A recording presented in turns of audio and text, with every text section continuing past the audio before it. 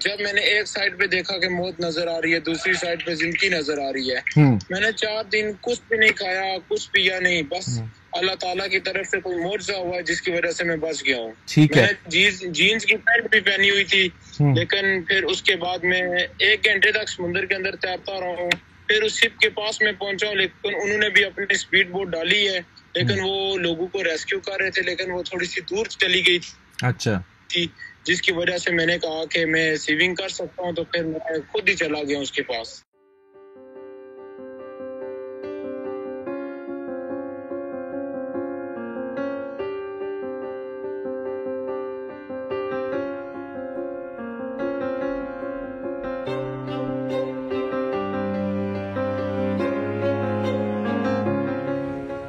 جی اب آ رہی ہے آواز آپ کو میری؟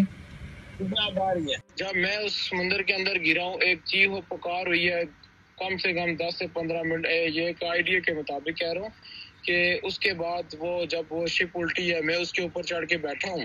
جو الٹی ہوئی شپ ہے، میں نے اپنی جان بچانے کی کوشش کی ہے، میں اس کے اوپر بیٹھا ہوں، میرے ساتھ آنے والے کچھ عزیز بھی تھے، جو میں ایک اکیلا بھائی ہوں، لیکن میرے ساتھ آنے والا ارشد شریف اور ندیم کریم، وہ میرے دونوں ایک سمجھے کہ میرے سر کا سایہ تھے۔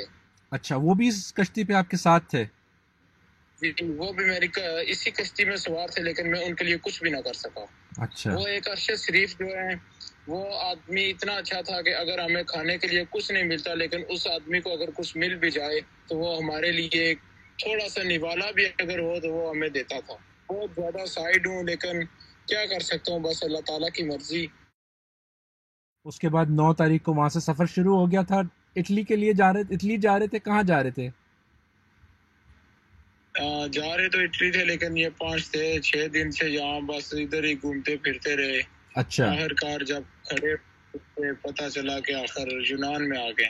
آخری دن جو دن کے تقریباً 2-2:30 کا ٹائم تھا، ہماری کشتی کا انجن واقعی خراب ہو گیا تھا، وہ نہیں چل رہی تھی۔ اس کے بعد تقریباً 4:30 کا ٹائم تھا، ایک شپ آیا، اس نے ہمیں ہیلپ کی ہے، لیکن ہیلپ کی مطلب یہ ہوتا ہے کہ وہ اگر ریسکیو کرتے تو بہتر ہوتا۔ انہوں نے بس ہمیں پانی اور بسکٹ ہی فراہم کیے اور وہ چلتے بن گئے وہاں سے۔ اچھا، تو یہ جو آپ کہہ رہے ہیں کہ 4:30 بجے کے قریب کشتی آئی تھی، آپ نے ان سے کوئی مدد مانگی تھی؟ آپ نے ان سے کہا کہ آپ کو بچائیں، کیونکہ آپ بتا رہے ہیں کہ کشتی تو چل نہیں رہی تھی؟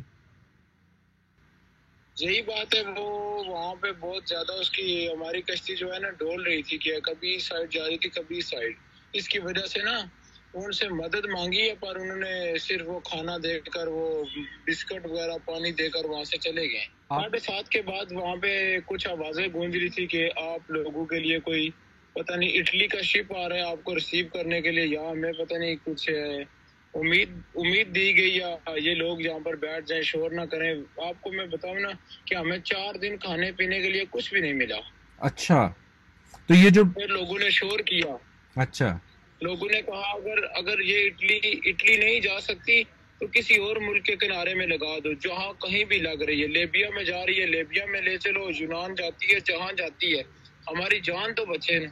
تو وہ دوسرے جو اسمگلرز ہیں ان سے کہہ رہے تھے یہ بات؟ جو شپ چلا رہے تھے، جن کے پاس وہ اونر تھا، وہ جو وائس کر رہے تھے، جو وائرلیس پہ وہ بات، ہمیں کوئی الاؤ نہیں ہوتا، پاکستانیوں کو کوئی الاؤ نہیں ہے ادھر شپ کے اندر، وہ اپنی مرضی کر سکے، اپنا کھانا بھی وہاں سے لے سکے۔